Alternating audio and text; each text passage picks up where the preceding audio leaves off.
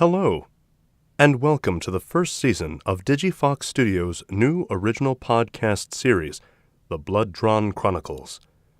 Brought to you in part by Cool Comics and Games, Lee County's largest comics and gaming store, and the generous contributions of audiences like you. Thank you.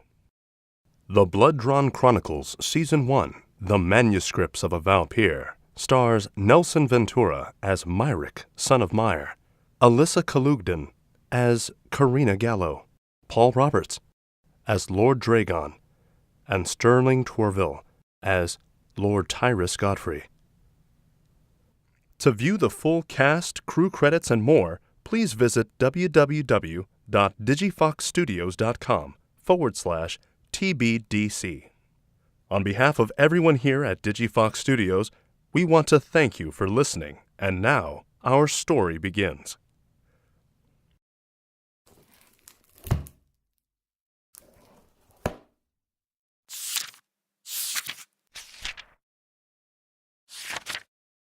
If you're reading this, I bestow a word of caution to those faint of heart.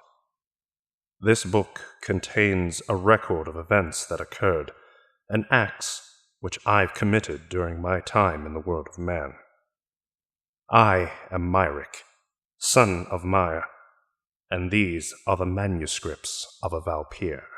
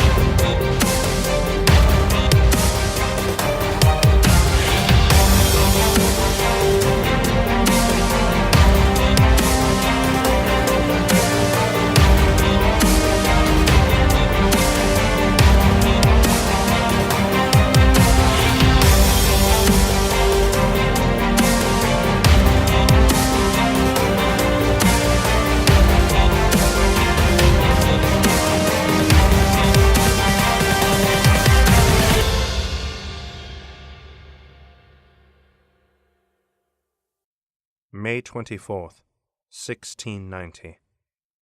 The stroke of midnight falls upon us, and I have been fighting the Horde King for what seems like a millennium. Karina's description of this monster's swordsmanship is quite on the mark. He's as skillful as he is sinister. The two blades he wields are unearthly, massive in size and weight, with teeth all across the blades and no point on the ends. They had rather short hilts and spikes on the knuckle guards. These weapons, though massive in girth, were intended to be held single grip. By comparison, Karina's sword was but a mere twig, yet he still manages to move with such grace, despite wielding those behemoths. As for the matter of crossing blades, though a master he may be, I myself am no novice. However, given the fact that I'm severely weakened by the events which occurred previously, at present we are evenly matched. I will not allow myself a stalemate this night. If I can manage to just remove one sword of his from this duel, I'm certain victory shall venture its way to my side. The idea itself is a simple one. It's the execution in my current state that makes it quite improbable. Nevertheless, the devil dies tonight. What's the matter? Has the sudden realization that you're outclassed finally hit you? Yes, it must have. Why else would you be standing there as still as a statue? I will say, you have entertained me for the night. For that, I shall grant you life the remainder of the moon's light. But not before I remove your eyes from their sockets for the way you've looked at me, and your tongue from your mouth for the way you've spoken. I will, however, let you keep your ears so you may hear your wench when she begs me to stop, as I have knowledge of her. After which point, when I finish with her, I shall finish with you. Here's my offer to you, monster. I will grant you no mercy, nor a quick death.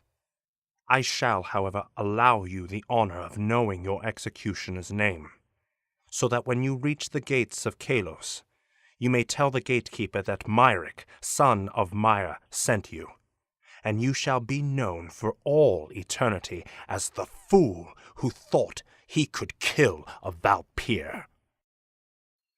You are quite the character with your words. If the people of this town were still with us, they would be cheering right about now. Yes, you fit the description of every storybook hero perfectly. You're the gallant knight, off to save the land from the demon which dared to peek his horns into this world from the depths of hell. I can hear them now, chanting your name, Myrick, the Hopebringer they call you. Well then, Hopebringer, what are you waiting for? I am he from the story, the devil himself, Satan incarnate. Come, slay me, fulfill your purpose. Send me and my demon horde back to hell. But know this, God's purpose for the devil does not end here. What are you waiting for? Smite me! As you wish.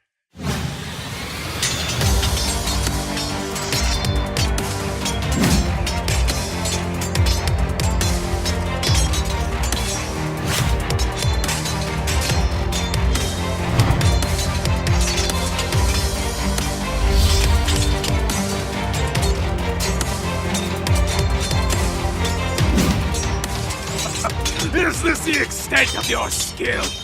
You'll have to try something different, like this! Ah!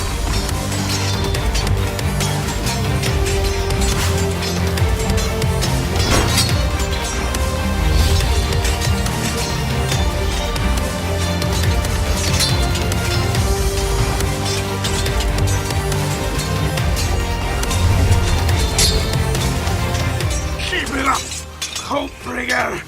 For your sake, you had better hope your weapon doesn't snap on you, or you'll find yourself in pieces!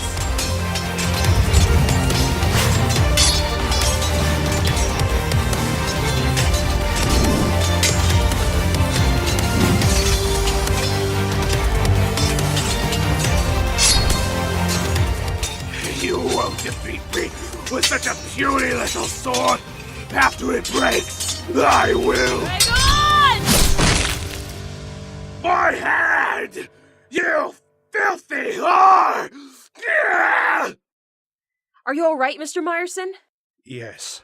Good. Now then, let's take him together. He won't stand a chance. Is that what you think? That because I stand here one-handed, I am no longer a match for the likes of you both? I am more than capable of destroying the two of you, even in my current predicament. You're fooling no one, Plaguebringer. I watched you struggle with Myrick, and that was when you had both hands. Your fighting style relies heavily on the use of both weapons in each hand. Your left hand is gone, and you're down to only one sword in the other. The odds are heavily stacked against you, and you know it. So I've lost Reaper, and you assume victory on the fact that I can only wield Death Dealer now? Here, take Death Dealer as well. I will not be needing a sword to be rid of you both. Whatever game you're playing, it won't work. No games, wench. I don't need swords anymore for what I am about to do.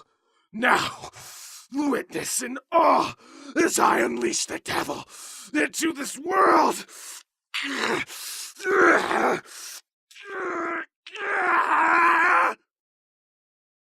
This isn't possible, yet I stand here in more awe than Karina.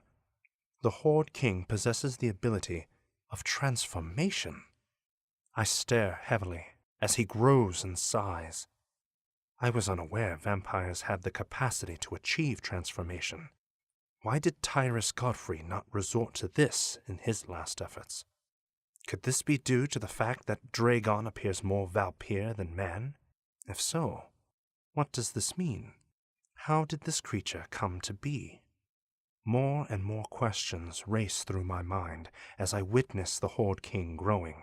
He's now massive in size, yet his transformation does not resemble the transformation that a Valpyr achieves. Not since the time of Melbourne has House M resorted to the need of transforming. No good can come of it.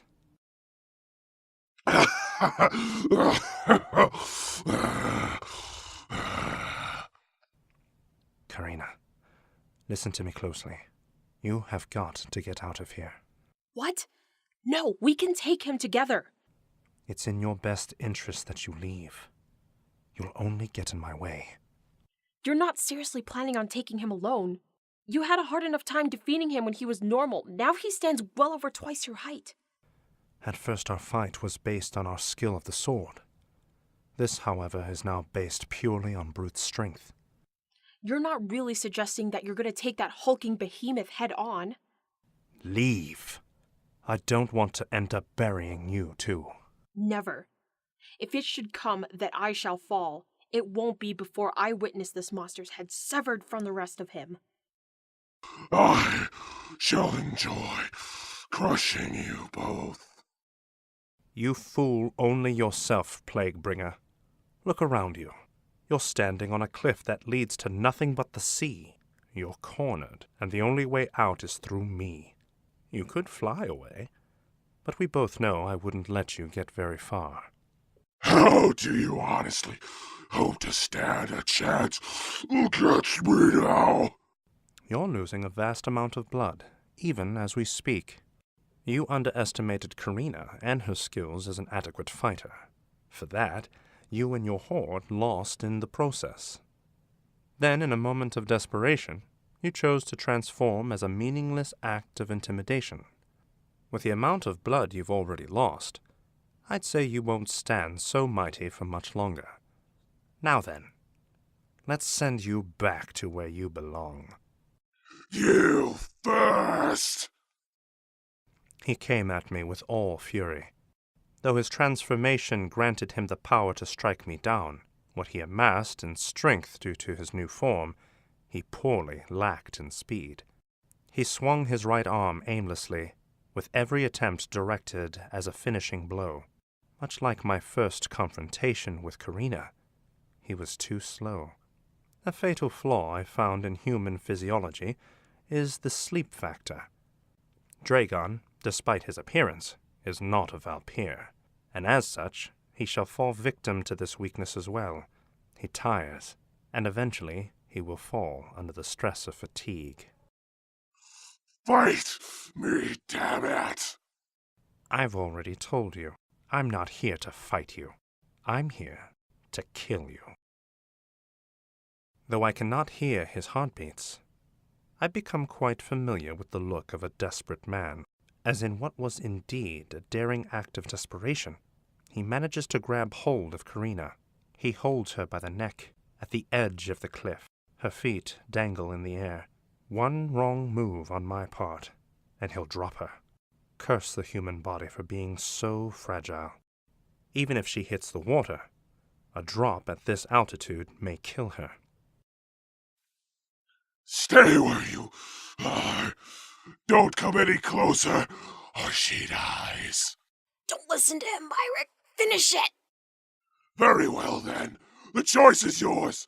Stay and finish me, or catch the horde! I hesitate at first, but against all logic, I dive off the cliff in order to save her. By increasing my speed, I manage to grab her. Now firmly in my arms, I gradually decrease speed as to reduce the amount of impact. I am in no way able to ignore landing in the water. As I prepare for impact, nothing could have prepared me for what happened next. The instant my body touched the seawater, it was like 1,000 knives plunged into my body at once. The pain I felt as my body began to burn away, exposing nerves and muscle tissue, it was beyond anything I had ever encountered. At the top of my lungs, I screamed to the heavens. Ah! I'm burning!